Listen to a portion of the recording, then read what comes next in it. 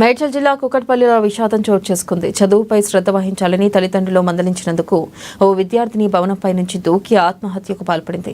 సమాచారం అందిన వెంటనే పోలీసులు ఘటనా స్థలానికి చేరుకుని పరిశీలించారు. KPHB colony Manjeera trinity homes 17వ అంతస్తులో హరినారాయణమూర్తి తన కుటుంబంతో సహా నివసిస్తున్నట్లు పోలీసులు తెలిపారు. పెద్ద కూతురు బీటెక్ చదువుతూ ఉండగా రెండో కూతురు లాస్య అడ్డగుట్టలోని నారాయణ స్కూల్లో 9వ తరగతి చదువుతుందన్నారు.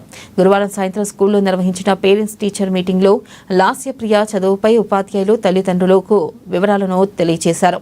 ఇక దాంతో వారు ఆమెను చదువుపై శ్రద్ధ పెట్టాలని మందలించారు.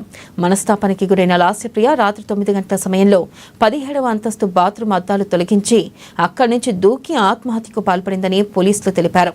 ఇక ఈ ఘటనపై కేసు నమోదు చేసుకుని మృతదేహాన్ని పోస్ట్ మార్టం నిమిత్తం గాంధీ ఆసుపత్రికి తరలించి దర్యాప్తు చేపట్టారు పోలీసులు.